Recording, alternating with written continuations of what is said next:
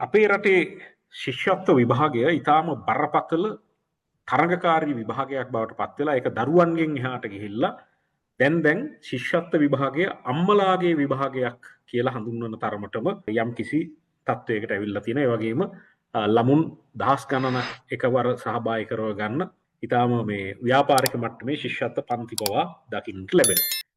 ආර්ථික අපහසුතා තියෙන දරිද්‍රතාවයෙන් පෙළෙන පවුල්වල දරුවන්ට තියෙන ශිෂ්‍යත්වය එහෙම අපහසුකම් නැති ඉතාම ජනප්‍රිය පහසුකම් පිරිච්ච පාසල්වල දැනටම ඉගෙනුම ලබන දරුවොත් තමන්ගේ අම්මලගේ තාත්තලගේ උවමනාවට ළමා කාලය අමතක කරලා මේ ශිෂ්‍යත්ව විභාගයට පෙනී සිටින්න සලස්වපු අවස්ථාත් අපිට දැක ගන්න අත්විඳින්න ලැබෙනවා.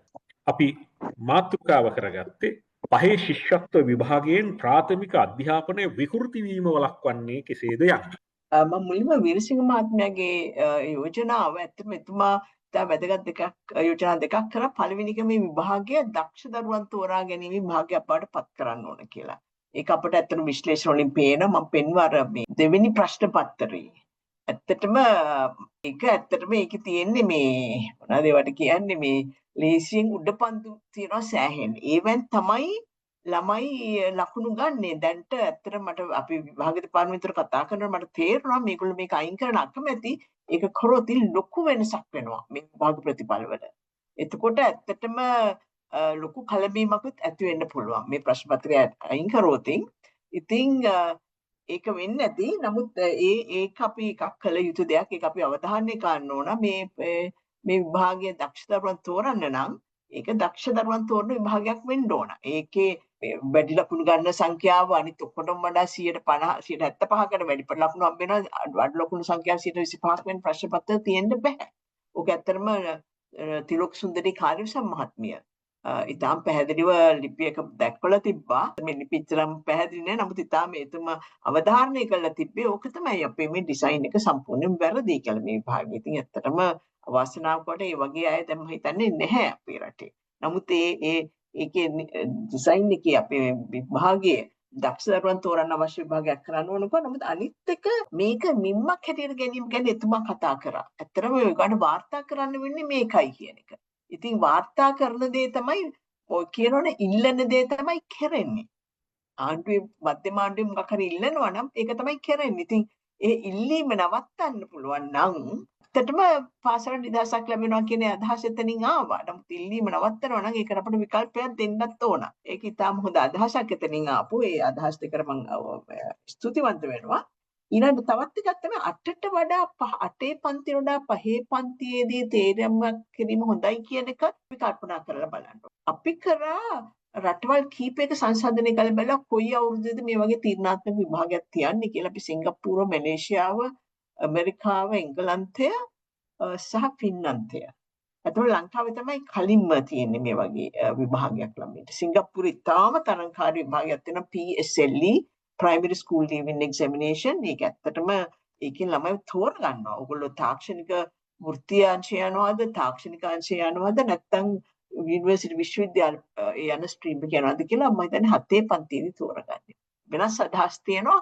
අපි ඒවත් තරම් ළමා විශේෂඥයන් අරගෙන වෙනත් රටවල කරන හැටිත් බලලා එතනත් අපිට ඉතා වැදගත් කාර්යභාරයක් තියෙනවා. තියෙන දත් එකතු කරලා ඒ ගැන ඉදිරිපත් කිරීමක් කරන්න. ඇත්තටම අත්‍යවශ්‍ය නිපුණතා කියලා තියෙනවා පළවෙනි අවධිය, දෙවෙනි අවධිය, ඊළඟ පස්වෙනි ශ්‍රේණියට අත්‍යවශ්‍ය නිපුණතා කියලා 48යි 50යි 52යි වගේ ගාණක් තියෙනවා. ඉතින් ඇත්තටම ඕවා තමයි ගුරුවරු කරන්න ඕන. ඉතින් ඒක අර තිතක් තියනවාද හරියක් දානවාද කියලා ඒ පුල්ල පුරවන්න තියෙනවා. ඒක හදන්න ඕන. නමුත් පතිරාජමණිගේ මහත්මයා වැදගත් දෙයක් කිව්වා. මේක ඒක කරන ASCII ගුරුවරුන්ට ආයේ මේ විභාගෙට පුරුදු කරන්නක් තියෙනවා කියලා. එතකොට අපි අර සාකල්‍ය අධ්‍යාපනයක් කියලා ළමයා අත්දැකීමෙන් ඉගෙන ගන්නවා. ඒ අත්‍යවශ්‍ය නිපුණතාවල තියෙන ඒක. ළමයා තාලයකට ගීතයක් ගයයි. හරි සමබරව දණ්ඩක් උඩ ඇවිදින්න පුළුවන්. ඔය වගේ දේවල් තමයි බලන්න තියෙන්නේ. ඉතින් ඕවා බලන්නයි ඒ තමයි සාකල්‍ය අධ්‍යාපනයක් දෙන එක. ගුරුවරුන්ට අනිත් පැත්තෙන් තියෙනවා මේ විශේෂ සුභාට උගන්වන්න තියෙන එකත්. ඉතින් අරකෙත් කොළඹවීමක් කරන්නේ මේකෙත් කරන්නේ ළමයින්ට කරුණු පිරවීම. ඉතින් අපි දෙකෙන් අර පළවෙනි කාරණය ළමයින්ට සාකල්‍ය අධ්‍යාපනයක් අත්‍යවශ්‍ය නිපුණතා දෙන එක ඊට වඩා වෙනස් කරන්නත් ඕන. මේ ශිෂ්‍යත්ව විභාගයෙන් තියෙන ගුරුවරුන්ට එන පීඩනය ගැන අපි කතා කරලා නැහැ. ඒක ගැනත් අපි යම්කිසි මම දන්නේ සමීක්ෂණයක් කරන්න පුළුවන්ද කියලා. නමුත් ඒ ගැනත් යම්කිසි අදහසක් ඉදිරිපත් කරන්න පුළුවන්. ඒකත් අපි බලාපොරොත්තු වෙනවා යම්කිසි ඔක්කොම කරුණු කාරණා සම්පින්ඩණය කළා යම්කිසි ප්‍රතිපත්ති ප්‍රකාශයක් හදන්න. ඉතින් ඒකට තා ප්‍රයෝජනයි. අපි ඇත්තටම තවත් එකතු කරපු නැති දෙයක් තමයි මේකේ හානි ගැන ඇත්තටම සමාජයට අපි කවද අරින පුද්ගලයෝ කවුද කියන එක මේකෙන් තීරණය වෙනවද කියන එක. මේ ළමයින්ගේ මේ ආවේගශීලී බව තියෙනවා සමාජයේ වැඩිපුර දරා ගැනීමේ හැකියාවක් නැති බව තියෙනවද? ඒ වගේ දේවල්ට මේක පදනම් වෙනවද කියන එක ගැන අපිට කතා කරන්න පුළුවන්. ඒකත් අපි හිතලා තිබ්බේ නැති දෙයක්. ඉතින් අපි අර මං වගේ ප්‍රශ්න පත්‍රයේ ව්‍යුහාත්මක ප්‍රශ්න තියෙනවා, විෂමතාව, ආදායම් අඩු ළමයි සහ ආදායම් වැඩි ළමයි අතර ප්‍රශ්නයක් තියෙනවා. ඒක අපි හිතුවේ නැති දෙයක්. අපි මේකෙන් බලාපොරොත්තු වෙන්නේ අඩු ආදායම් දුප්පත් ළමයින්ට ඉහළ නංවන්න. නමුත් එතන තියෙනවා ප්‍රශ්නයක්. ඊළඟට විෂයමාලා විකෘති වීම තියෙනවා. අලුත් අදහස් ආව. එතන මේක අපි සමාජයට කවුද අපි අරින්නේ කියන ප්‍රශ්නේ. ඒ වගේ අලුත් අදහස් කීපයකට ආවා. ඉතින් මිතාම ස්තුතිවන්ත වෙනවා. මම හිතන්නේ දැන් මේ අපේ ප්‍රශ්නය ඇත්තටම තියෙන්නේ මේ ජනප්‍රිය පාසල් සහ මේ අනික් ජනප්‍රිය නොවන පාසල් වල තියෙන ප්‍රශ්නය මොකක්ද කියලා අපි ඇත්තටම තේරුම් ගන්න ඕනේ. ඇත්තටම කියනවා නම් මේ දෙක අතරේ ප්‍රශ්නයක් නෑ. මේ ප්‍රශ්නේ තියෙන්නේ සමාජයේ තියෙන යම් කිසි පිළිගැනීමකට. මේ පිළිගැනීම මම හිතන්නේ දැන් මේක මට කියන්න පුළුවන්. මොකද මගේ දරුවා තිදෙනාම යන්නේ ලංකාවේ තියෙන ජනප්‍රියම පාසලකට යන්නේ. නමුත් මම රාජකාරී කරපු පාසල අතරයි මේ අතරයි මම සංසන්දනය කරොත් මම ඇත්තටම වෙනසක් දකින්නේ නැහැ. මම දකින්නේ අර පාසලේ 3500ක් ඉන්න පාසලේ දරුවන්ට අවස්ථා නැතිකම මම දකිනවා. ඒ වගේම මගේ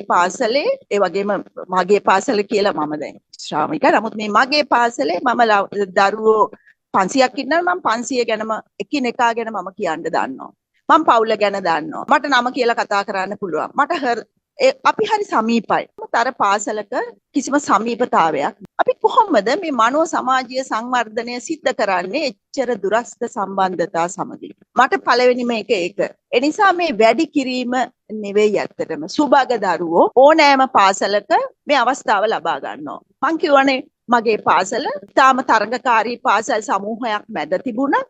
ඉතා අඩු ආදායම්ලාභී දරුවන් ඉන්න පාසලක් වුණත් දරුවෝ යම් කිසි ප්‍රතිශතයක් අපට ප්‍රධාන පෙළේ පාසල් වලට යවන්න පුළුවන් අපස සාමාන්‍ය පෙළේ. ඔවුන් යන්නේ ඉතාම සන්නද්ධව. ඔවුන්ට ලෝකයේ පිළිබඳ කියලා දීලා අපි යවන්නේ. ඒ නිසා ඔවුන්ගේ ජයග්‍රහණ වැඩි. ඔවුන් විශ්වවිද්‍යාලයට යෑමේ ප්‍රතිශතය වැඩි. ඒ නිසා මේ නිවසට දුරින් තියෙන පාසලට බස් එකේ පැය 3ක් එන්න, පැය 2කමාරක් එන්න, ඉස්කෝලේ පාන්දර 4ට නැගිටින්න. ඇයි මේ දරුවන්ට අපි එතනට යන්නේ? ඇයි අපි උදව් කරන්නේ? අපි කළ යුත්තේ සමාජයක් විදිහට මේ තියෙන පාසල් ටික හඳුනා ගන්න. මම මේ සංවර්ධනය කියන වචනය ගහ යට ඉඳන් හරි ඒ අදාළ ඉගෙනීම් අවස්ථා ලැබලා දෙනවා නම් මම හිතන්නේ ඒක තමයි වැදගත් වෙන්නේ. ඒ නිසා ශිෂ්‍යත්වය මේ මූලික සාධකයක් කරගන්න එක අපි නොබියව මේක වෙන යම් විභාගයකින් මොකද අපිට තර්කයක් එනවා ඊට පස්සේ අපි මෙච්චර ප්‍රමාණයක් ශිෂ්‍යත්ව විභාගයේ සමත් වෙලා සමාජයට මෙච්චර සේවයක් කරනවා කියලා. නමුත් අපි නතර කරලා බැලුවත් ඒ ගමේ පාසලෙන් ඒහා සමානව ප්‍රතිඵලයක් ගන්න පුළුවන්. මේ ගුරුවරුන්ගේ කිසිම ගැටලුවක් නැහැ.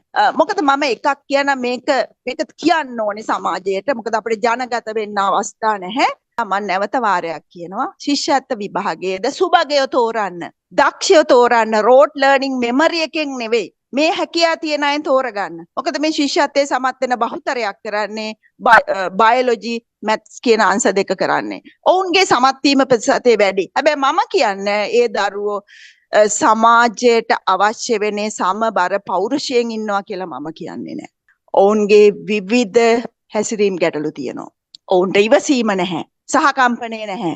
ආත්මාර්ථකාමී. එහෙම නොවුණු අතලොස්සක් අරගෙන තර්කයක් ඉදිරිපත් කරන්න එපා. මේකයි ඇත්ත. ඒ නිසා අපි ශිෂ්‍යත්වයේ සුබග දරුවන් සොයා ගැනීම සඳහා ක්‍රමවේදයක් අපිට හදා ගන්න පුළුවන්. ඒකට තව දුරටත් දරුවන්ට බර තියෙන වැඩි කරන මතකය තීරණාත්මක සාධකයක් කරන තැනකට යන්න එපා. මතකය කියන්නේ ප්‍රාථමික තියෙන බුද්ධිමය තත්ත්වය. අපි හෝවර්ඩ් ගාඩ්නර්ගේ බහුබුද්ධි න්‍යාය ගැන කතා කරන්නේ සංගීතයේ ඉන්ටෙලිජන්ස් එකක් විදියට හඳුනාගෙන තියෙන්නේ. එතකොට අපි මෙතෙන්ට නොයා යුතුයි කියලායි මම ඊටාම කාරුණිකව කියන්නේ. අපි මීට වඩා සුබගයව හොයාගෙන යන ඒ පාසල් වලට යවන ප්‍රමාණයක් අපි තීරණය කරන්න ඕනි කියලා තැන තමයි මම පෞද්ගලිකව දරන්නේ. ඇත්තම අර ශිෂ්‍යත්ව විභාගය දැන් වඩා ලෙහෙසි කරන එක එතන අපිට එතන පැහැදිලිව ප්‍රකාශ වුණා. මේක දක්ෂ දරුවන් හඳුනා ගැනීමට ඒ විදිහේ විභාගයක්. ඒ කියන්නේ ඇත්තට ඊට වඩා සමහර ඒවා අමාරු කරන්න වෙනවා කියන එක. සමහර මේ අර උඩපන්දු ප්‍රශ්න අවශ්‍ය නැහැ, ඒවා හොඳ නැහැ කියන එක මම හිතන්නේ මෙතනින් මතු වුණා. ජනප්‍රිය පාසල් ප්‍රමාණය වැඩි කළොත් කියන එකට ඇත්තටම මේ මට මැඩිකේ මහත්මියගෙන් හොඳ අදහසක් ආවා. ඇත්තටම මේ කතා කරලා තියෙනවා අපි ජනප්‍රිය වීම නෙවෙයි ඇත්තටම අධ්‍යාපන අමාත්‍යාංශයෙන් හරි බාහිරින් හරි කරන්න ඕන දෙයක් පාසල් වල ඇත්තටම නිර්ණායක හදන්න පුළුවන්. හොඳ පාසලක් කියන්නේ මොකක්ද කියන එක. ඒ පාසලේ ඇත්තටම පරිසරය ගැන ඒ පාසලේ ළමයින්ට මනෝ සමාජීය සුසලතා දෙන පරිසරයක් තිබේද කියන එක ඇත්තටම අපිට හොඳ රුප්‍රිකයක් අරන් ඒ ඇත්තටම ඉන්ස්පෙක්ටර්ස්ලාට ගිහිල්ලා ඒක මනින්න අපි ඇත්තටම පාසල් නියම වශයෙන් ජනප්‍රිය පාසල් කියන එක මේ ආණ්ඩුව ලේසිම දෙයක් කරලා සම්පූර්ණ මාකට් එකට මේක බාර දීලා තියෙනවා. තාම වැරදි. මාකට් එකට බාර දීලා. මාකට් එකට බාර දෙන්න තු අපන්න හොඳ පාසලක් කියන්නේ මොකද්ද කියලා ඒ අනුව වර්ගීකරණයක් කළා. මම හිතන්නේ ජනප්‍රිය නෙවෙයි ඇත්තටම ප්‍රශස්ත පාසල් කියලා හොඳ වර්ගීකරණයක් කරනකොට අපිට හිතන්න බැරි පාසල් ඉදිරියට එන්න පුළුවන්. මට ඒ අදහස ඇත්තටම ආවේ මැනිකේ මහත්මිය කියපු දෙයකින්. ඒ නිසා මම හිතන්නේ ජනප්‍රිය පාසල් ප්‍රමාණය වැඩි කරන කියන එක ඒක ආණ්ඩුවට කරන්න පුළුවන් දෙයක් නෙවෙයි. මේවා නිසංගයෙන් මේ ඕර්ගැනිකලි ඇතිවෙච්ච දේවල්. ඒ දෙමව්පියන්ගේ ආදි ශිෂ්‍යයන්ගේ උනන්දු නිසා ඒගොල්ලන් මහන්සිලා හදාගත්ත ඉස්කෝල මේවා. ඇත්තටම අපේ ආණ්ඩුවට කිසිසේත් මේකට ලකුණු දාගන්න බෑ. ඒ කරන්නේ අන්තිමට ඒව පාවිච්චි කරනවා. ළමයි ඒව බෙදන්න විතරයි ආණ්ඩුව ලෑස්ති. මම හිතන්නේ ආණ්ඩුව ඇත්තටම කරන්න ඕන මේ හොඳ ජනප්‍රිය පාසල් කියන එක ඇත්තටම වැරදි සංකල්පයක් ආණ්ඩුවක් විසින් පාවිච්චි නොකළ යුතු දේවල් කියලා මම කියන්නේ. ඊළඟට අර පාසල් වර්ගීකරණය කළොත් මෙම තත්ත්වය සමාන කරගන්න පුළුවන්ද කියලා තිබ්බා. මම ඇත්තටම බැලුවා පාසල් අතර වර්ගීකරණය කරපුවා තියෙනවා. දැන්ටමත් තියෙනවා ප්‍රාථමික පාසල් පමණක් තියෙනවා. ඒවාට යන්න ළමින්ට යන්න පාසල නිශ්චිත කරලා තියෙන යන්න පුළුවන්. එකේ සිට පහට තියෙන පාසල් 3000 ගාණක් තියෙනවා. ඉම්ම හිතන්නේ තුනෙන් එකක් විතර 1000ක් විතර තියෙනවා. එකේ 6 සිට 13 හරි 11 හරි යන පාසල්. ඒවා හරි. ඊළඟට එකේ සිට 11 හෝ 13 යන පාසල් දැන්ට තියෙනවා. ඉතින් ඒව තමයි හදන්න ඕන. නමුත් අර අපේ අජිත් අමරසිංහ මහත්මයා වඩා යෝජනා කරපු දෙයක් තමයි ඇත්තටම මේ ලොකු මේවා පාසල් කඩන්න යන එක ඕවා මේවට මේක සම්බන්ධ නොකර අපි ඊට වඩා සරල විසඳුමක් කරමු කියලා. නමුත් දැනට පාසල් වර්ගීකරණයක් තියෙනවා. නමුත් පාසල් 5000ක් විතර තියෙනවා. ඒවා හරි අමාරුයි කඩන්න. ඒවා තියෙනවා 1 සිට 11 සහ 13 දක්වා. ඉතින් ඒක වෙනම ප්‍රශ්නයක්. ඒක මේ දෙක එකට අයඳගත්තොත් අපිට ඉස්සරහට යන්න බැරි වෙයි කියලා මට හිතෙනවා. අන්තිම ප්‍රශ්නය ප්‍රාථමික පාසල දැන්ට වැඩි පීඩන ලක් වෙනවද? උන්ට ද්විතීක අධ්‍යාපනයේ සුදුසු පාසලක් නොලැබී යන බිය ඇත්තටම මම කිව්වාගේ හැම මේක මම හිතන්නේ මම කැමති අපේ සම්පත්දායකයන් දැනගන්න ඒගොල්ලන්ගේ ප්‍රදේශවල කොහොමද කියලා. මම දන්න තරමට 1 සහ 5 විතරක් පන්ති තියෙන පාසල් වල දරුවන්ට යන්න නිශ්චිත පාසලක් ඊළඟට යන පාසල මොකක්ද කියලා තියෙනවා. ඒ පාසල් දෙමාපියෝ කැමති නැති වෙන්න පුළුවන්. නමුත් තියෙනවා ඊළඟට අනිත් පාසල් 5000ක්ම වගේ 150ක්ම වගේ 1 සිට 11 හෝ 13 දක්වා තියෙනවා. ඒ නිසා ද්විතීක අධ්‍යාපන සුදුසු පාසලක් නැති යන කියන බිය පාසලක් ලැබියක් තියා ගන්න ඕනේ. නමුත් ඒක සුදුසු නොවනවද කියන එක තමයි තියෙන මම හිතන්නේ ලොකුම ප්‍රශ්නය. එතෙන්දී මටත් හිතෙනවා මම නැවත අර මම ඉතා මගේ කරන මැඩිකේ මහත්මිය කියපු එක මේ පාසල් තියෙනවා. ඇත්තටම ඒවා අපි හරියට මැන්නොත් ඒවා හොඳ පාසල් කියලා ඉස්සරහට එනවා.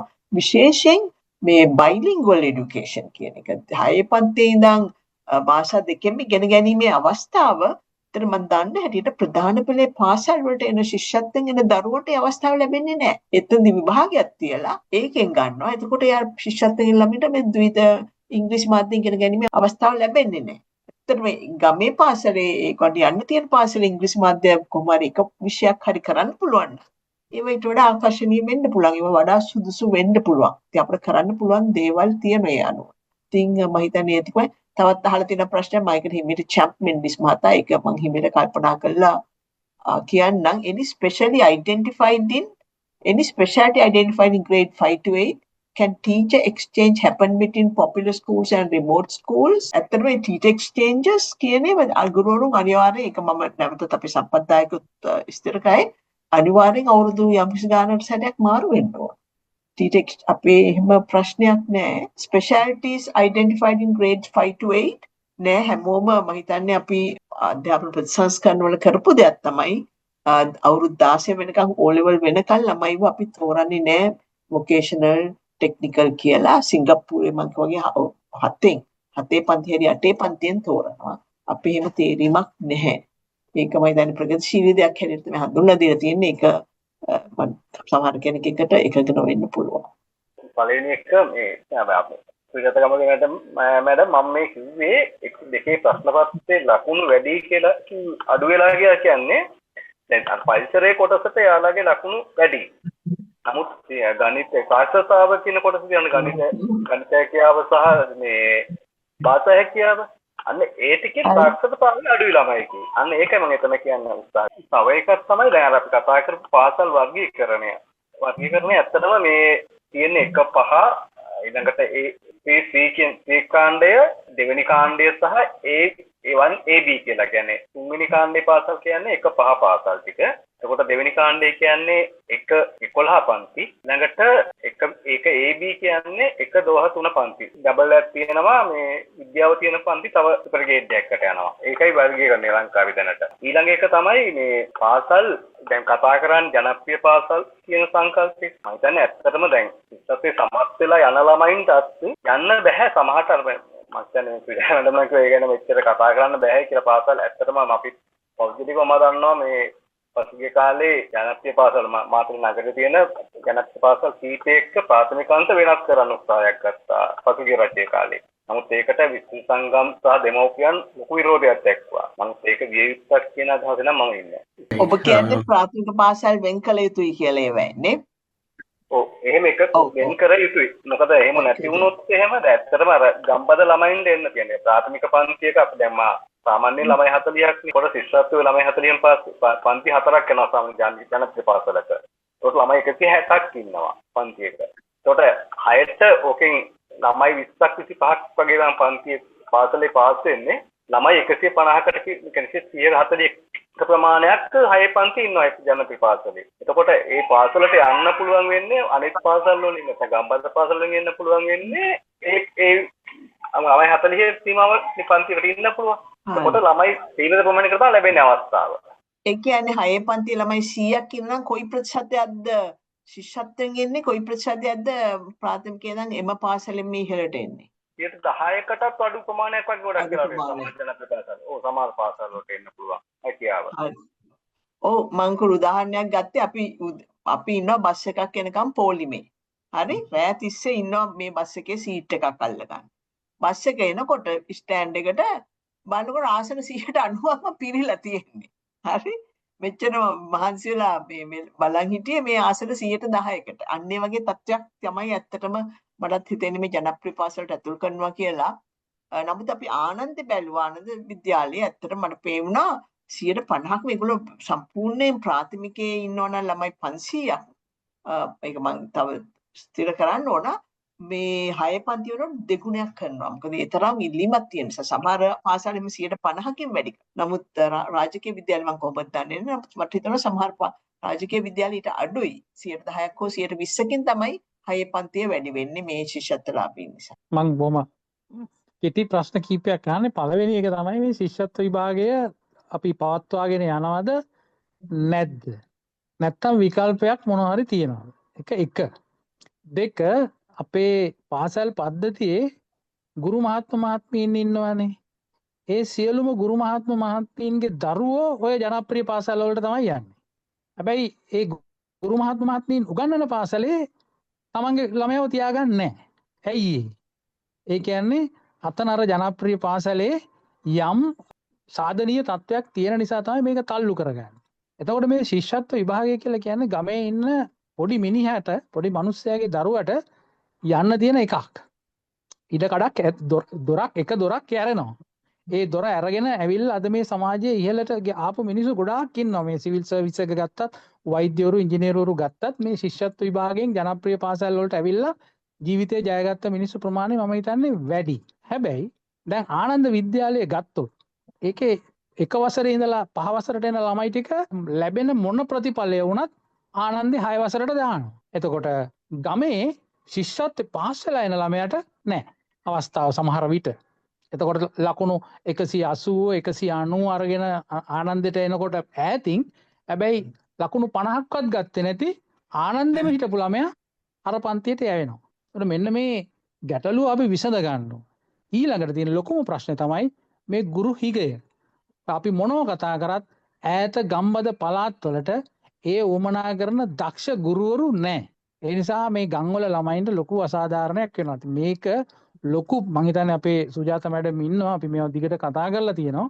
මේ රටේ මේ අධ්‍යාපන ප්‍රතිසංස්කරණය නිසි පරිදි නොකරන තාක්කල්, හරියට කරන්නේ නැති තාක්කල් අපිට අපේ රටේ අනාගතය ගොඩනගන්නේ කොහොමද කියලා තීරණයක් ගන්න බෑ. මොකද හේතුව අපේ වගේ පුංචි රටකට අධ්‍යාපනය තුලින් තමයි දුප්පත්කම නැති කරන්න පුළුවන් වෙන්නේ. දුප්පත් පවුලක මිනිස්සෙක් ඉගෙනගෙන ඉහළට ගියොත් ඒ පවුල ගොඩ ගන්න පුළුවන්. ඒතකොට වෙන අපි මොන සල්ලි දුන්නත් මොන විදියට පවුල් නගා හිටවන්න හැදුවත් මම නම් විශ්වාස කරන්නේ මට තියෙන අත්දැකීම අනුව මේ දුප්පත්කම තුරන් කරන්න පුළුවන් කියලා. මේ අධ්‍යාපනය හරහා වෘත්තිමය භාවය ලබා දීම හරහා මේ දරුවන්ට එතනින් ඒ දරුවන්ගේ දුප්පත්කම නැති කරන්න පුළුවන්. ඒගොල්ලෝ වෘත්තීය ව්‍යවසායකයෝ බවට පත් කරලා හොඳ වෘත්තිකයන් බවට පත් කරලා අපිට ගෙනියන්න පුළුවන්. අධ්‍යාපනයෙන් තමයි තියෙන්නේ. මේකට රටේ තියෙන්නේ හැම ආණ්ඩුවක්ම අඩු පිරිවැයක් තමයි දාලා තියෙන්නේ. ඊට වඩා වෙනත් නාස්තිකාර වියදම් වලට හැම ආණ්ඩුවම වියදම් කරලා තියෙනවා. ඉතින් මේක මම දකින්නේ හොඳ පුළුල් කතිකාවකට ගිහිල්ලා වයිට් පේපර් එකක් සකස් කරලා ඒ සඳහා ජනමතයක් ගොඩනගන්න වෙනවා මේ රටේ අධ්‍යාපනය ශක්තිමත් කරන්න. ඇත්තටම ගුරුවරුන්ගේ ළමයි ඒ ඉස්කෝලේට යනවා කියන එකට පදනමක් නැහැ කියේ. මං ගුරුවරයෙක් නෑ, මගේ දරුවා ශිෂ්‍යත්වයෙන් ඉස්කෝලේකට යන්න මට යවන්න තියෙන හැකියාව වැඩි. මොකද මට අවබෝධය නිසා. සාමාන්‍ය දෙමාපියෙකුට වඩා. ඒතර එහෙම ගත්තාම පස්සේ වැඩි ප්‍රතිශතයක් එක මම හිතන්නේ ශිෂ්‍යත්වෙ නෙමෙයි විශ්වවිද්‍යාල ප්‍රතිශතය ගත්තොත් විශ්වවිද්‍යාලයට යන ගාන ගත්තත් වැඩි ප්‍රතිශතයක් යනවා විශ්වවිද්‍යාල වලට ගුරුවරුන්ගේ දරුවෝ. ඒතර ඒක මේ ශිෂ්‍යත්වයට මේකටද නෙමෙයි, ඒක බුද්ධිමය දෙමාපියන්ගේ දරුවෝ අපි කියනවානේ බිහි වෙනකොටම පොඩි බුද්ධි මට්ටමක් එක උපදිනවා. ඒකත් ඒක ඒගොල්ලන්ට ඒ වගේ දේවල් වලට යන්න තියෙන අවස්ථාව. ඊට පස්සේ දෙවෙනි කාරණේ ගුරුවරු කැමැත්තෙන්ද අකමැති හින්දාද ගුරුවරු ඒ ඉස්කෝලවල දරුවෝ තියාගන්න. එහෙම එකක් නෑ එතනත්. දැන් අපේ ඉස්කෝලවල ගත්තොත් අපේ ඉස්කෝලේටම දාලා අපිත් එක්කම ගන්නගෙන එහිම ඉන්න ළමයි ඉන්නවා. එහෙම නැත්නම් අවස්ථා අරගෙන යන අය ඉන්නවා. එතකොට ඒකේ පදනමක් නෑ. මම හිතන්නේ ඒක පදනමක් නෑ කියන හොඳ උදාහරණ තමයි දැන් ගුරුවරු පහුගිය කාලේ මම හිතන්නේ ඔය ඉසුරු වයසට එමින් අපේ ළමයි අපේ ඉස්කෝලේට දාගන්න කියන ඉල්ලීමක් කරන්න උනා. ඉල්ලීමක් කරන්න උනේ එහෙම දෙයක් දැනට සමාජයේ නැති හින්දානේ. ඒතර ඒගොල්ලන්ගේ කැමැත්තක් තියෙනවා සහ ගුරුවරුන්ගේ පැත්තෙන් ගත්තාම පස්සේ දරුවා එක තැනක අම්මා එක තැනක ඒ වගේ ලොකු ප්‍රායෝගික ප්‍රශ්න අනික් අයට නැති ප්‍රායෝගික ප්‍රශ්න ටිකක් ගුරුවරුන්ට මුහුණ දෙන්නත් වෙනවා. ඒතර මම අවුරුදු ගාණක් පස් ශ්‍රේණිය උගන්වන ගුරුවරයෙක්. මට හිතන්නේ මේ ප්‍රශ්නේ විකෘති වෙලා තියෙන්නේ ගොඩක් වෙලාවට මේ දෙමව්පියෝ සහ බාහිර පාර්ශවකරුවෝ මේ ශිෂ්‍යත්ව කියන විභාගෙ විකෘති කරලා තියෙනවා කියන එක තමයි මගේ පුද්ගලික අදහස. ඒකට එක හේතුවක් තමයි දෙමව්පියන් සතුටු වෙන්නේ නැහැ. පන්ති කාමරයේ ගුරුවරයා ළමයිත් එක්ක ප්‍රායෝගිකව බොහොම නිදහසේ අතහමාර එකහමාර රස්සාව කරලා මේ ළමයා පෝෂණය කරන එක ගැන දෙමව්පියෝ සතුටු නැහැ. අපිට උතන වැරදිච්ච තැන තමයි දෙමව්පියෝ සතුටු කරන්න අපේ අධ්‍යාපන පද්ධතිය තුල හැදුනා මේ හවස පන්ති කරන්න සහ උදේ 6:00ට ගෙන්නගෙන කරන්න මෙන්න මේ වගේ ක්‍රමවේද. මේක හරහා ඇත්තටම බලාපොරොත්තු වෙන්නේ පාසල ජනප්‍රිය කරගන්න අපි සේවය. ඒක හරහා මම හිතන ලොකු බලපෑමක් වුණා මේ ශිෂ්‍යත්ව විභාගයේ විකෘතිය. ඊට පස්සේ දෙවෙනි කාරණාව තමයි මාර්ගගත අධ්‍යාපනය මේ කෙටි කාලේ අවුරුදු 4ක විතර කාලයක්නේ. ඊට එහාට ගිහිල්ලා ව්‍යාපාරක මට්ටමේදී වෙළඳපොළක් බිහි වුණා ශිෂ්‍යත්ව විභාගයේ ඉලක්ක කරගෙන. ඒ හින්දා අන්නේ දෙකේ ප්‍රශ්න වලට මුණ දෙන්න වුණා දරුවට. ඊට පස්සේ දෙමාපියෝ ගිහිල්ලා ඇත්තටම ඉස්කෝලේ ගුරුවරයාට හුඟක් දෙනවට වඩා අර වෙළඳ දැනීම් හරහා ගිහිල්ලා උකහාගත්ත මේ සාමාන්‍ය පරිසරයෙන් එන කට්ටියගේ දේවල් වලට දෙමාපියෝ පෙළඹෙන්න ගත්තා.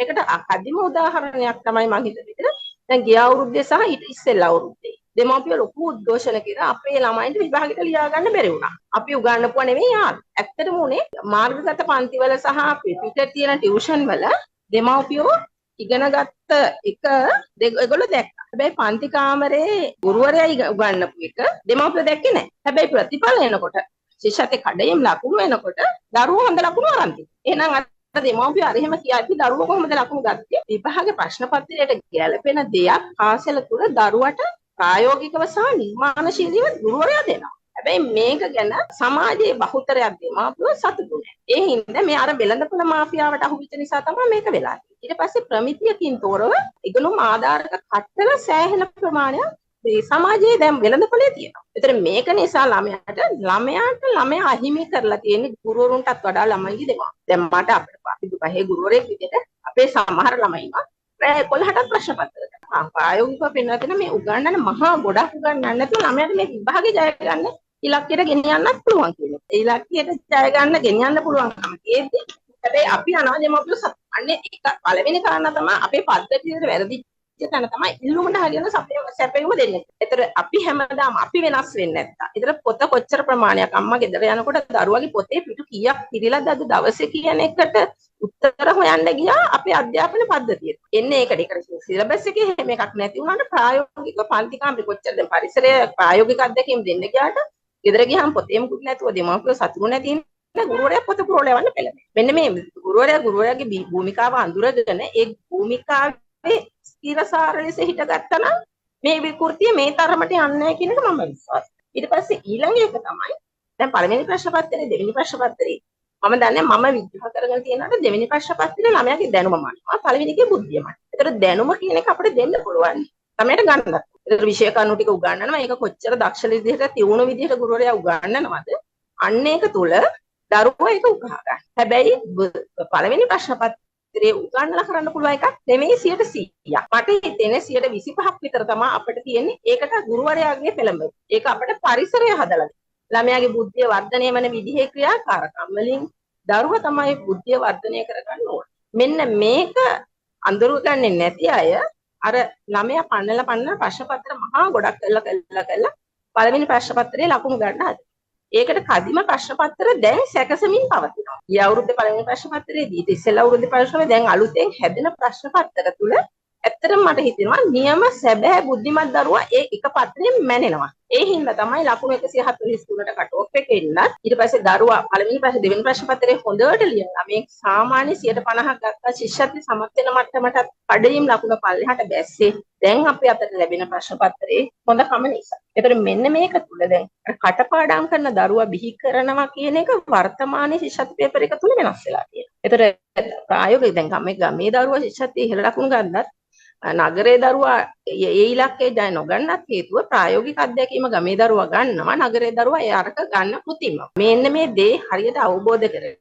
මන්දාමත් අම්මලාගේ විභාගය කිව්වට අපි අම්මලා දැනුවත් කරන්න මොකද්ද කරලා තියෙන්නේ? සමාජයේ කතිකාවතක් හදන්න නම් පළවෙනි කාරණේ තමයි අපේ මේ මධ්‍යම පාන්තික මිනිස්සුනේ ලංකාවේ වැඩි. ඒතර මධ්‍යම පාන්තික පවුල් වල ගෙදර තීරණ ගන්නා වෙලා තියෙන අම්මා. කොහොම මූලික විදිහට තාත්තා හිටියා. ඒතර දරුවා පන්තියට යවන එක හරි මොකක් හරි හැමදේම තීරණ ගන්නවා. ඒක තුලත් බුද්ධිමත් තීරණ ගන්නවට වඩා ජනප්‍රිය රැල්ලේ තීරණ ගන්න බහුතරයක් දෙමව්පියෝ පෙළඹිලා තියෙනවා. මෙන්න මේවා තුල දරුවා ලොකු මානසික පීඩනයකට ලක් වෙනවා. මෙන්න මේ දේවල් වලට අපි මේවට උත්තර හොයන්න ඕන. මට හිතෙන්නේ මේ හින්දා ලොකු කතිකාවතක් අවශ්‍යයි. ප්‍රාථමික අධ්‍යාපනය කියන්නේ මොකද්ද? ප්‍රාථමික අධ්‍යාපනයේ අරමුණ මොකද්ද කියන එක සමාජය දැනුවත් කරලා දෙමාපියන් දැනුවත් කරන්න. මොකද ඒ හින්දා තමයි අම්මලා තාත්තලා විභාගේ ලඟ වෙනකොට පන්ති අපිට ප්‍රායෝගික අධ්‍යක්ීම් තියෙන එකේ ඉඳන් එකට ආපු යාළුවෝ ටික අම්මලා තාත්තලා පහේ පන්තියට එක්කෙනා තරහයි. අර දරුවා ලකුණු ගන්නවට මේ දරුවා තරහයි.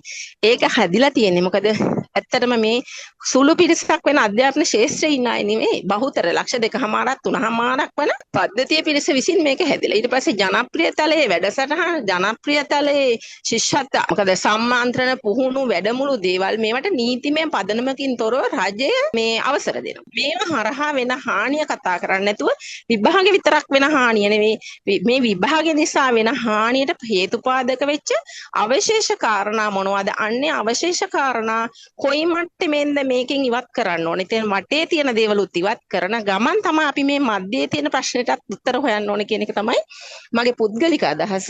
මොකද මේ වර්තමානයේ දරුවා ලොකු පීඩනයට ලක් වෙන ප්‍රධානම වගකීම වෙලා තියෙන ගෙදර දෙමාපියෝ. ඒක ප්‍රායෝගික අත්දැකීම් දන්නා මට එක අවුරුද්දක්ම හරි දුක් වෙන මට අදටත් මතක් වෙනවා. ඒ මගේ පන්තියේ දරුවෙක්ගේ යාළුවා ඇවිල්ලා මට කියනවා ටීචර් කොහොම හරි මේ දරුවා විභාගේ පාස් කරලා දෙන්න. ටීචර් පුළුවන්ද? මම ඇයි පුතේ ඔයා එහෙම කියන්නේ? එයා මාත් එක්ක කිව්වලු මං විභාගේ ෆේල් වුණොත් අපේ අම්මට ගෙදර තියෙන හට්ටි මුට්ටි ටික මදි වෙයි මට ගහන්න කියලා. මං ගුරු ජීවිතේ මහා මුණ දීපු හරි ඛේදනීය කතාවක්. මම මේ දරුවා වෙනමම තියාගෙන ඇත්තට මේ දරුවා විභාගේ පාස් වුණා. අද වෙනකොට හොඳ ඉස්කෝලේක අධ්‍යාපනයක් ලැබනවා. හැබැයි මට අර ඒ දරුවගේ පීඩනේ නැති කරන්න මං ඒ ළමයා ඉලක්ක කළා මිසක් එතනින් පරිබාහිර දෙයකට ඉලක්ක කළා නෙවෙයි. එතකොට ඒ ඛේදජනක දෙයට පත් වෙන ළමයා වෙනුවෙන් කවුද පෙනී හිටින්නේ? සමාජය පෙනී හිටින්නේ නැහැ. මොකද ගෙදර අම්මා තාත්තා පෙනී හිටින්නේ නැති සමාජයක ගුරුවරයාටත් පෙනී හිටින්න තියෙන ඉඩ හරිම අඩුයි. එහෙම සමාජයක මේ දරුවා ගැනවත් අපි මේ විභාග ගැනවත් කතා කරනවට වඩා මේ දෙමව්පියෝ දැනුවත් කිරීමේ ලොකු ව්‍යාපාරිකුත් ආරම්භ කරන්න ඕන කියන එක තමයි මගේ අදහස. ඔව් මට අර පාලිත මහත්මයා ඉදිරිපත් කරපු ප්‍රශ්නයි ඒකට දැන් පුළුවන් ප්‍රතිචාර දෙන්න. ඒක ශිෂ්‍යත්වය අහෝසි කරනවද නැද්ද? අපි නම් මම හිතන්නේ දැනට ඉන්න ස්ථාවරය නම් නැහැ. ඒක අහෝසි කරන තත්ත්වයක් නැහැ කියන එක. ඊළඟට ගුරු විකල්පය මොකක්ද කියන එක තමයි අපි අත්‍තරම හොයන්න යන්නේ. ඒක තමයි හොයන දේ. ඒක තමයි මේ ඒක සඳහා ආරම්භයක් තමයි මේ කරේ. විකල්පය අනිවාර්යෙන් අවශ්‍යයි. ඒක ගැන ඇත්තටම ඒකක් ඉදිරිපත් කරන්නේ නැතුව මේක කතා කරලා වැඩක් නැහැ. ඒක තමයි ඉදිරියට අපිට තියෙන කාර්යභාරය. ගුරු මහත්මියන්ගේ දරුවන් ගැන ඇත්තටම ප්‍රියමදා මහත්මිය ඉතා වැදගත් කාරණයක් කිව්වා. මේ ළඟදී අපි දන්නවා අධ්‍යාපන අමාත්‍යාංශයේ උද්ඝෝෂණයක් ගියේ තමන්ගේ දරුවා තමන්ගේ පාසලට දාගන්න අවස්ථාව දෙන්න කියලා. ඉතින් ඒක නිසා අපිට මම හිතන්නේ පේන තත්ත්වය නෙවෙයි ඇත්තටම සැබෑ තත්ත්වය. ඒ නිසා ඒක අපි තවත් දුරටත් අපි කල්පනා කරන්න ඕන දෙයක්. එහෙම කියන එක වැරදි කියලා මම හිතනවා. නෑ සුජාත මහත්මිය එතන ඒ ගුරුවරු ගිහින් ඉල්ලන්නේ ශිෂ්‍යත්වයේ අඩු ලකුණු ගත්ත අය තමන්ගේ ඉස්කෝලේට දාලා දෙන්න කියලා. ආහා මේ ජනප්‍රිය පාසල් වල ඉන්න ගුරුවරු. ඔව්. ඉතින් ඒක මම අනිත් පැත්තෙන් ඒක ඉතින් කරන්න දෙයක් නේ. ඒ අයත් කියලා ඒ අයත් ගුරුවරු මගේ මේ අය දෙමව්පියෝ ඉන්නේ. හරි. ඉතින් ඒ අය තමන්ගේ දරුවන්ට තමන්ගේ ඉස්කෝලේ හදන්න ඒ සමාජයේ තියෙන තත්ත්ව වෙනස් කරනතු ඒගොල්ලෝ බලන්නේ ළමයිගේ තව අවුරුදු 3-4යි තියෙන්නේ ළමයිගේ ජීවිතේ ඒ කාලේ තියෙන රැල්ලත් කියන්නේ නැතුව ඉතින් ගුරුවරු කියලා වෙනව සත්ත්ව කණ්ඩායම් නෙවෙයිනේ මම හිතන්නේ ඒකට ඒගොල්ලන් දොස් කියන්න බෑ කියලා. ඊළඟ ආනන්දට අර වගේ පාසල් වලට යම්කිසි කොටසක් පමණයි එන්නේ කියන එක අපි කිව්වා ඒ කතා කරත් ආනන්දේ අතින් හොඳයි කියලා මම කිව්වා. ආනන්දේ මට පේන හැටි සංඛ්‍යා ලේඛන බැලුවාම පහේ පන්තියේ ඉන්න සාමාන්‍ය ගන්න වගේ දෙගුණයක් වෙනවා හයේ පන්තිය වෙනකොට. ඒ කියන්නේ ඒගොල්ලෝ 50%කින් වැඩි කරගන්න. නමුත් සමහර ඉස්කෝල වල ඒ වගේ 10%යි. සමහර රාජකීය විද්‍යාල මම බැලුවා ඊට අඩු 20%ක් වගේ මට මතක නැහැ දැන් ගන්න. ඒ වගේ හැම ඉස්කෝලෙම එක විදිහට ගන්නෙ නැහැ. ඉතින් ඒක හැබැයි ගන්න නැති එකෙත් මෙහෙම හේතුවක් තියෙනවා. මේ ඉස්කෝල ජනප්‍රිය වෙලා තියෙන්නේ පළවෙනි පන්තියේ ඉඳන් ඒ අවකාශය ලබන දෙමාපියන්ගේ මහන්සිය නිසා. ඒක අපි අමතක කරන්න නරකයි. ඒ දෙමව්පියෝ පන්තියට ෆෑන් එක ගන්න එක හැම එකම එක රාශි වෙලා එකතු වෙලා මේ ආණ්ඩුවෙන් කිව්වට ලබ්ධිමව්පියන්ගේ සල්ලි එකතු කරන්න එපා කියලා දෙමව්පියෝ එකතු කරලා දෙනවා. ඒවා කිසිසේත්ම රෙකෝඩ්ස් වලට යන්නේ නැහැ. ඉතින් හැම ඉස්කෝලේටම ළමයාට අනුව දෙන්න එකම ගාන. රාජකීය විද්‍යාලයට කොළඹට කිරි කැකිරි කියලා නැහැ. හැම ඉස්කෝලෙම එක ගානට දෙන්නේ. ළමයි ඉන්න ගානට අනුව සල්ලි හම්බෙන්නේ. මේවා ජනප්‍රිය වෙලා තියෙන මේවා ස්විමින් pool, hostel, කෝචර්ස්ලා මේව හම්බෙන්නේ ඔක්කොම ඒ දෙමව්පියන්ගේ මහන්සියෙන්. ඉතින් එහෙම කරන එකේ අපි ඕකයි යථාර්ථය. අපිට පුළුවන් කිව්වොත් හෙට කිසිම කෙනෙක්වත් ගන්නෙ නැහැ අපි සම්පූර්ණයෙන් අයින් කරනවා කියලා. එහෙනම් ආණ්ඩුව ලෑස්ති වෙලා ඉන්න ඕන මේ අධ්‍යාපනයේ දාන ප්‍රමාණය දෙගුණ කරන්න, තුන්ගුණය කරන්න. ඉතින් ඒක කරන්න පුළුවන්ද කියන එක ඒක යථාර්ථයක් තියෙනවා. ඒ නිසා එතනත් ඒ යථාර්ථය එක්ක මන්න කියන අපිට යන්න වෙනවා. ඊළඟ එක ගුරු හිඟේ ගැන කිව්වා. ඇත්තටම ඒක ඉතාම වැදගත් ප්‍රශ්නයක් මම හිතන්නේ කේන්ද්‍රීය ප්‍රශ්නයක්. එතෙන්දී අධ්‍යාපන අමාත්‍යාංශයෙන් ඉතා හොඳ වැඩපිළිවෙලක් මේ අවුරුදු ගාණක් තිස්සේ සැලසුම් කළා මේ ක්ලස්ටර්ස් හදන එක. ඒ ක්ලස්ටර් එක එතකොට ළමෙක්ට ඇත්තටම අපි බලලා තියෙනවා මේ පාර ඇත්තටම ග්‍රාම්‍ය දැන් අපේ මේ රූරල් ජන උනත් අනුරාධපුර ඉස්කෝලේ හිටියේ. හරි. එයා මම හිතන්නේ ඒකෙන් තමයි උසස් පෙළ පාස් වෙලා ගියේ. දැන් මම හිතනවා ප්‍රවණතාවයක් තියෙනවා. ඒ තමන්ගේ කලාපයේ ඉන්න නමුත් ඒ කලාප හරියට ක්ලස්ටර් කළා ඒව හඳුනාගෙන හොඳ පාසල් ඒවට සම්පත් දෙන්නේ ගුරු හිඟය ඇත්තට මේ ක්ලස්ටර් ක්‍රමයේ කරන්නේ ගුරුවරු බඳවාගන්නේ ක්ලස්ටර් එකට. එතකොට නැටුම් ගුරුවරයෙක් නැත්තම් නැටුම් ගුරුවරයා බෙදා ගන්න පුළුවන් ඒ ක්ලස්ටර් එකේ දෙන පාසල් වලට. ওই සංකල්පය තියෙනවා. ඕක හදලා තියෙනවා. ගිය ආණ්ඩුවෙනුත් කරන්න හැදුවා. ඒක කෙරුන්නේ අඩුමාරුණා. මම හිතන්නේ මේ ආණ්ඩුවට යම්කිසි කාලයක් තියෙනවා. අපි හිතනවා මේ ගුරු හිඟයට ඇත්තටම පරිපාලන වශයෙන් විසඳුම් තියෙනවා යම් තරමකට ඒවා ක්‍රියාත්මක කරන්න පුළුවන්. ඇත්තටම අපි ඒකත් මම හිතන්නේ මේ පත්‍රිකාවේ එතනට යන්න අවශ්‍ය වෙයි දන්නේ නැහැ. නමුත් ඒක හොඳයි මතු කරපු එක. එතකොට ඊළඟට මම මේ ප්‍රශ්න පත්‍රවල ඉතා වැදගත් දෙයක් කිව්ව ප්‍රියමදා මහත්මිය මම ඒක අගය කරනවා. ඇත්තට ප්‍රශ්න පත්‍රයේ පේපර් 1 එක දියුණු වෙලා. බුද්ධි මට්ටම වඩා හොඳින් පරීක්ෂා කරන ප්‍රශ්න පත්‍රයක් වෙලා කියලා. ඒක මම අලුතෙන් දැනගත්ත දෙයක්. ඒක ස්තුතිවන්ත වෙනවා. ඇත්තටම අපිට එතුමිය සම්බන්ධ කරගන්න හොඳයි. අනිත් එක මෙතුමිය කිව්වා දෙමාපියෝ වෙනස් කරන්න ඕන කියලා. ඇත්තටම මම ඒ වගේ යෝජනාවකට මම ඇත්තටම ඒව කවදාත් හරි අමාරු වැඩ ඒව කරා. අපි ඇයි දෙමාපියෝ ඒ විදිහට හැසිරෙන්නේ කියලා බලලා අපිට ව්‍යුහාත්මක ආණ්ඩුවෙන් කරන්න පුළුවන් ප්‍රතිපත්තිමය වශයෙන් කරන්න පුළුවන් වෙනස්කම් තමයි කියලා මම කියනවා. දෙමාපියෝ මේ කරන්නේ ඒ යථාර්ථය අනුව. ඉතින් අපි යථාර්ථය වෙනස් කරන නිසා මම හිතන්නේ දෙමාපියෝ හදන්න යන එක මට හිතන්නේ ඒක ඉලක්කයක් කරගන්න එක මට හිතෙන්නේ ඵලදායී කියලා. ඒකයි මගේ පුද්ගලික මතය. හොඳ මේ ඔක්කොම එකතු කරලා නැත්නම් පරිශ්‍රණ කෘති කීපයක් තියෙනවා. එකතු කරලා අපිට හොඳ පත්‍රිකාවක් හදලා ඉදිරිපත් කරන්න පුළුවන් කියලා මට විශ්වාස කරනවා.